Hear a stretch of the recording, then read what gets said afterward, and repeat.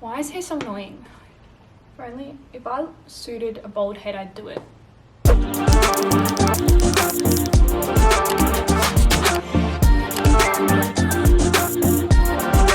Hey guys, welcome back to my channel, or welcome to my channel.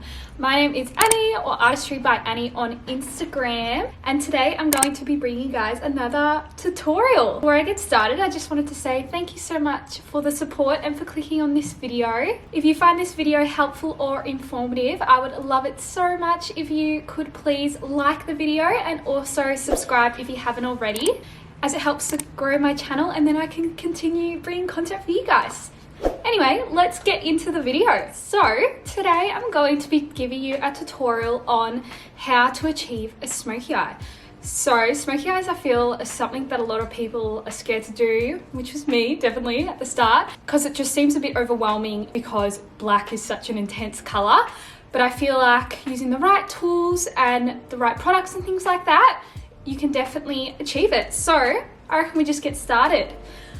So I'm going to be doing my eyes first. I usually always do my eyes first when I'm doing a dramatic eye like a smoky eye. So if there was to be any fallout or anything like that, it doesn't ruin the base that I have underneath. For my eyebrows, I am just going to be using this pomade by Morphe.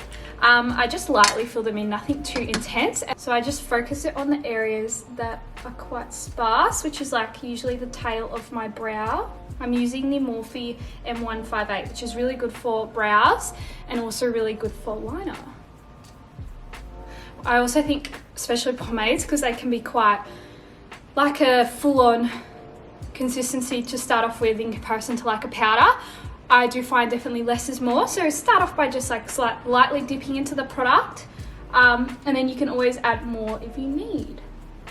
I just like pomades because you can be super precise with it and it doesn't like smudge as much as like I find a powder me. All right, so now that I've filled in my brows, you can see it's just added a little bit more depth and definition to them. Now I'm going to set them in place. So for that, I use my pear soap and just a setting spray, wet the soap a little bit, and then I brush that through my brows. This pear soap, by the way, you can literally just get from the supermarket, and it's very, very cheap. Brush my spoolie through it until it creates like a thick consistency. Then I push them up quite crazy at the start, and then once they're up, I just kind of like brush the top like this to then push them down a bit so they're not as crazy. You got to kind of work a bit fast, because if you leave it too long, then obviously they'll be stuck in place from the soap and you won't be able to move them after. So you want to make sure you move them. Does that make sense? I don't know if that makes sense. All right, now that that's done, I like to carve under my brows to make them more sharp and then also prep my eyes. And this is just using the Pilo's base. Now grab a flat brush like this one. This is it doesn't actually say, but it's just a Morphe brush. And I use that to define under the brows. And then I just pop it all over the rest of my lid. I just whack it on, because then I'll pat it in place with another brush. So I swap over to this just Real Techniques brush. It's just like a dense big brush, and I just tap it into place. You don't need to set the Pilo's with any sort of powder. You can just tap it in and then it makes the pigmentation really good. Amazing. Now, the palette we're going to use today is the Clientele palette by Jar. Be Perfect. I'm actually going to zoom you guys in a little bit. I am going to start by putting in quite a deep brown into my crease, and I'm going to be using a really small brush, which is this one, and this is the Morphe 506.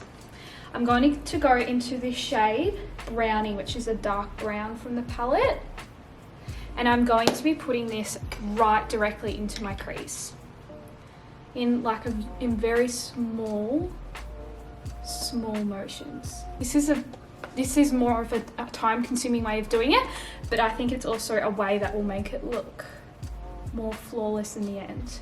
Yeah, I'm just gonna keep packing on little by little until you get the whole way around your crease.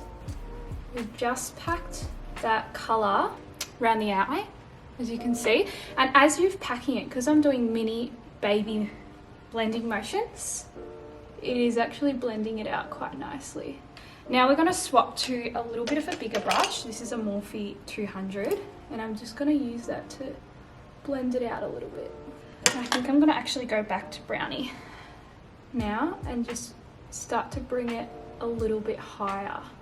The most important thing when doing an eye look like this is to, one, trust the process, because it will look bad before it looks good, and two, be patient and blend a lot. Okay, now that we've brought the color up a little bit higher, I'm actually gonna grab this brush. This is a Peaches and Cream C22 brush. It's just like a bit bigger, and I'm gonna go into Dirty Tan and start to blend that very slowly on top.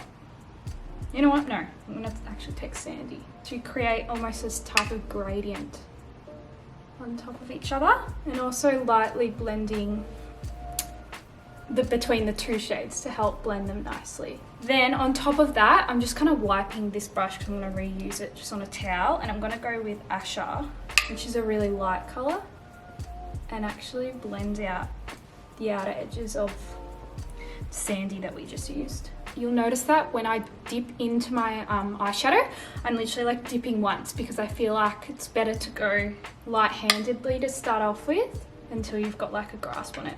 Then I'm going to swap back to my first brush, go back into Brownie, and kind of go back over that area like that. Now I'm going to grab another brush, the M507, so it's just a tiny bit smaller than the M506, and I'm going to take Too Much, which is a really dark brown shade, and I'm just going to put that like literally directly into my crease, and even bring it onto my eyelid a bit more, so rather go more down than up. This is going to be prepping the eye for the black, pretty much. I'd say really dark, but no, black. Alright, so I've kind of messily packed that. Now I'm going to swap back to this brush, which is the one that had Brownie, and take Brownie and blend over that. And then kind of keep switching back between the two until I'm happy with the way it's blended. Alright, now for the fun part. So, I've done a lot of smoky eyes before, and I find that if you were to just pack on black shadow on your lid, if you're out and about, partying, sweating, whatever, it'll wear off your eye, and then you'll end up with like lines. I just feel like it's not very long lasting. So when I go in with a smoky eye, I like to go in with a gel liner for actually the base of the lid. Or even you could use some sort of black base of some sort that's actually going to help really latch onto your eyelid and not wear off. So for me, I'm going to use the Inglot gel liner in 77, which is just a black shade, and I'm going to grab the M152 by Morphe, and I'm going to start packing this on my lid. Now I like to start from the bottom, directly bottom of my lid, and then slowly start going closer to my crease. This stuff will dry and won't budge, so you are in a bit of a ticking, so you want to make sure that you're working fast, and you're just doing patting motions pretty much up until you get to your crease. So it's kind of packed on now. Now I'm going to go to the brush that I used Too Much for, and I'm going to take a mixture of Too Much and then the actual black shade and start blending actually directly into my crease, just to help to start blend that. And then you also want to make sure that you grab another packing brush. This is just a Jaclyn Hill 41 brush, and actually grab black eyeshadow and pop it to set that gel liner. It's got a bit of glitter on it. Now probably gonna have glitter on my eyes. So, as you can see, we're looking very black. But yeah, now it's just crucial to keep your brushes separate, so separate for each color. Don't go mixing your brushes because things will get messy very quickly.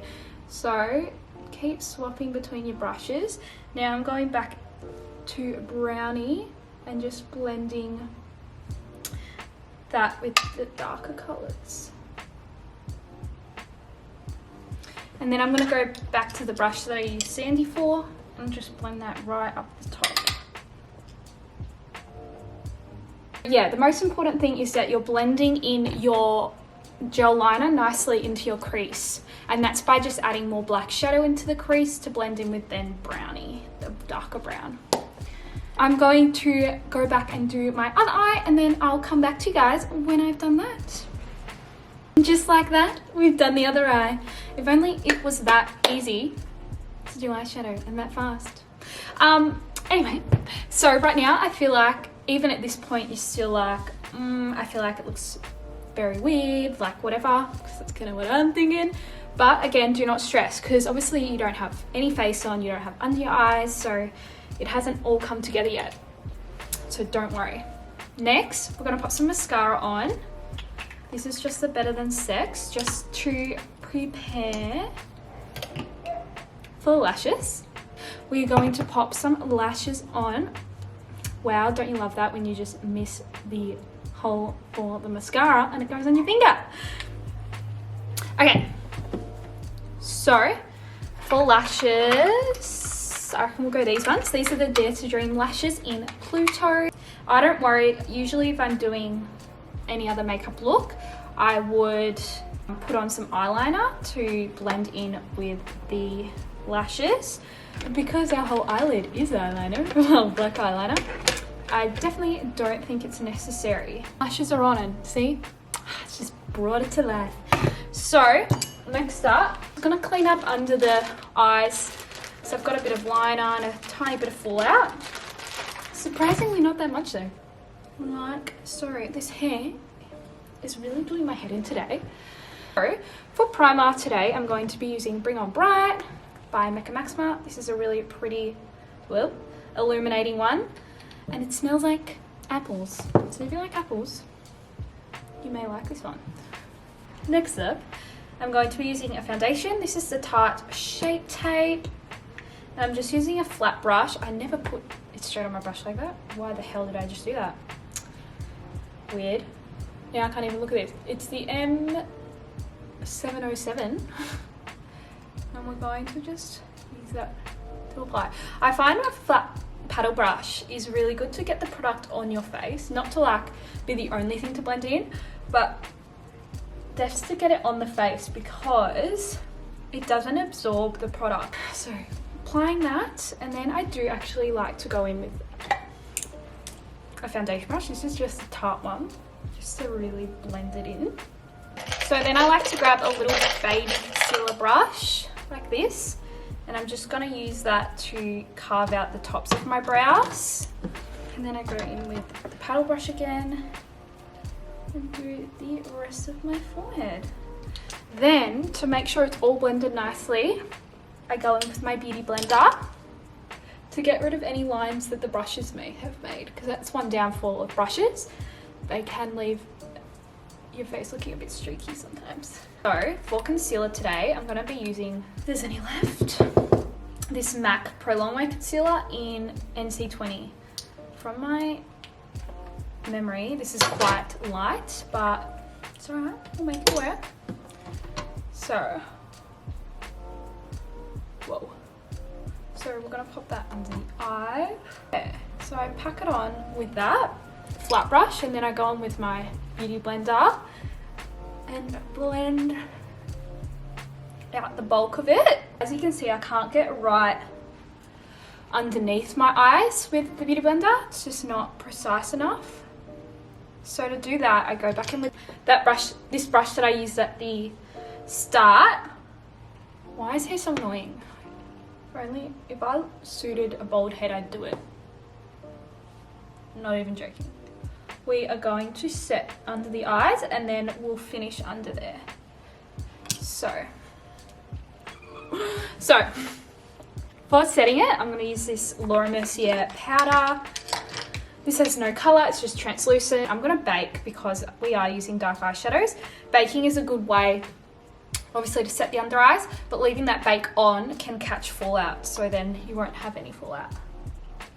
I'm going to grab just a little liner brush and just put some liner in my waterline. I think this is a must when you're doing a smoky eyes. It definitely like brings all the eyes together. So like that, see, already doing that, I feel like it's brought it in together. I'm going to go in with this flat packing brush. This is the Jacqueline 43 brush. And I'm going to go back to my palette and use the black and pack directly underneath that lash line. So packing it right underneath where we just put it in our waterline. Okay, now we're going to go back to the brush that we used brownie on, and we're going to like blend underneath that, help blend it all together.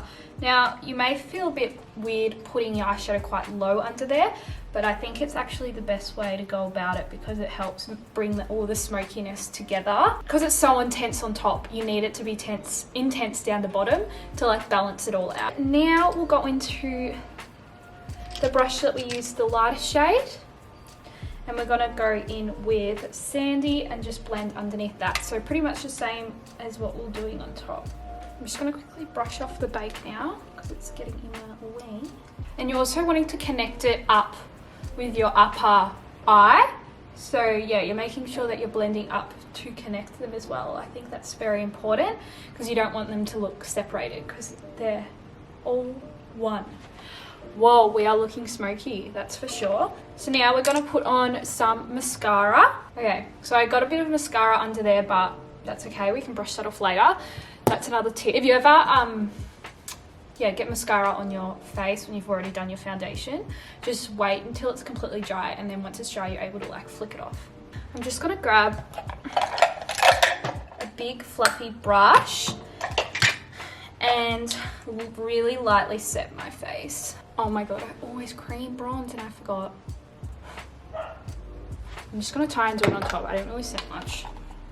I'm gonna use the Huda Beauty cream bronzer in light, and I'm gonna grab just like a really thin paddle brush and pop that around my face. I really hope this is gonna blend, otherwise we are in trouble. I'm scared. Wish me luck. Alright, she's blending. She is blending, guys. We're in the safe zone. Alright, now we're going to go in with powder bronzer. I'm going to be taking my Hoola today, and I'm just going to be taking this angled brush. This is good for precision, and it's the E4. Then I'm going to go in with the glowy glowy bronzer. This is the Global Glow by MAC, and I'm going to be changing brushes to an E3 by Morphe. This is just a bit of a bigger brush, and it spreads out the bronzer a bit nicer. This is better if you don't want to be as precise. So popping that around the forehead. I'm going to take the Chloe Malika palette by Becca, and I'm going to use this for my highlighter and blush today. I'm just going to take a mixture of the two blush shades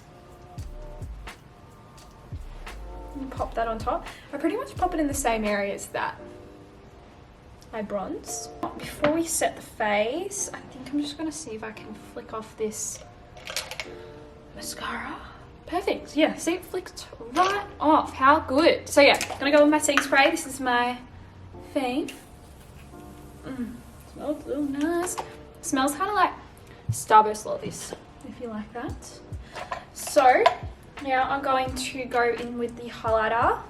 Actually, calm down, Annie. Let the setting spray absorb into your skin first. I like to do the setting spray first because I think it makes the highlighter pop more. However, you want to make sure that the setting spray is still pretty absorbed into the skin, because if you have any wet patches, then it will look patchy, the highlighter. But yeah, that's why I do setting spray before highlighter. Okay, so now going with the highlighter. This is like a nice goldy color, and we're gonna pop it on the high points of the face. Now, I usually do this before highlighter. I want a bit out of whack today, but I like to bake underneath my bronzer just to clean it up a little bit, and yeah, make it just look a little bit sharper. So for that, I use just some of the powder and a beauty blender, and I go from the middle of my ear to the edge of my mouth. So we're gonna let that sit for a tiny bit. Now for lips today, I think I'm going to go with the Bite Me lip liner. It's a nice deep brown shade. And I think I'm gonna like fill in most of my lips with that. Let's brush off the bake, so do that really lightly. Now we're gonna go in with the lips. So yeah, use Bite Me, and I'm going to overline them a little bit, just because that's what I like to do. Oh, it's so blunt. When it's blunt, but you just refuse to sharpen it because you just can't be bothered. Oh, I feel like we've all been there.